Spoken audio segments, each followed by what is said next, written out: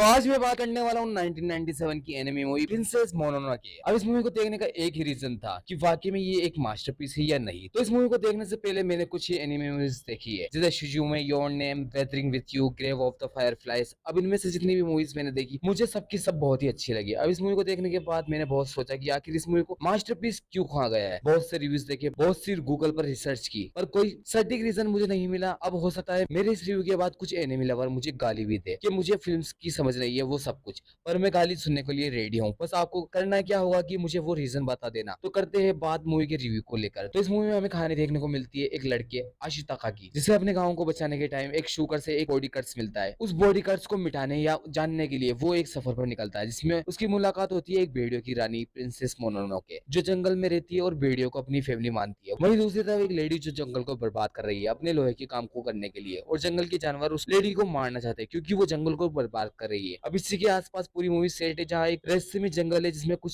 Spiritual आत्माएं जैसा कुछ है, और एक हिरन देवता है जो इस जंगल की रक्षा कर रहा है। तो 2 घंटे 13 मिनट की इस मूवी में आपको यही सब चीजों को देखने को मिलती है। अब आप ये कह सकते हो कि मूवी नेचर और ह्यूमन बिहेवियर को दिखाती है, जिसमें इंसान अपनी इच्छाओं को पूरा करने के लिए जैसे चाहे वैसे पृथ्वी की चीजों को इस्तेमाल करता है, और इसमें इंसान ये नहीं देखता कि आखिर इससे पृथ्वी का संतुलन बिगड़ सकता है। चलो, आपने ये चीजें बहुत सी मूवीज में देखी होगी, तो ये उन मूवीज से थोड़ा अनरियलिस्टिक वे में चलती है, जिसमें कुछ अर्थ जैसा भी है। और ये ऐसे काम करता है कि इंसान अगर उन जंगलों के जानवरों पर कोई अत्याचार करता है तो वो जानवर एक डेमन बन जाते हैं, और जो कोई आसपास आता है उस पर वो कर्ज आ जाता है, जिससे वो इंसान धीरे धीरे मरने लगता है। अब इस मूवी की मुझे सबसे अच्छी बात लगी वो है आशिताका का कैरेक्टर। बंदा नेचर और इंसान में संतुलन बनाना चाहता है, और ना वो जंगल के जानवरों के साथ है ना ही वो इंसानों के साथ है। वो बस पीस चाहता है दोनों ही दुनिया के बीच, जो देखने में ठीक लगता है, पर हम लोग कहाँ सुधरने वाले हैं। अब इस दुनिया में ऐसे लोग हैं जिन्हें किसी बात का लोभ नहीं है, उन्हें कुछ नहीं चाहिए शांति और सुकून के अलावा। पर आजकल के जो जमाना है उसमें ऐसे लोग को दुनिया जीने नहीं देती। अब गहराइयों में नहीं जाते हुए मूवी पर आते हैं। अब मूवी में एक हिरन देवता है जिसे जंगल के सभी जीव जंतु अपना भगवान मानते हैं, और वो एक रहस्यमय जीव है जो भगवान की तरह कुछ खास मकसद पर आता है। अब जंगल को बचाने के लिए ही इन जानवरों और इंसानों में भिड़ंत होती है, जिससे सिर्फ बर्बादी ही आती है। तो मूवी को देखने के बाद बस वही सवाल मेरे मन में था कि आखिर ये एक मास्टरपीस कैसे है, क्योंकि मूवी को देखने के बाद मुझे वो कनेक्शन और वो सोचने पर मजबूर करने वाला रीजन नहीं मिला। बस सोचना इसी पर पड़ा कि मास्टरपीस क्यों है। अब मेरे लिए मूवी मास्टरपीस तो नहीं है, पर एक अच्छी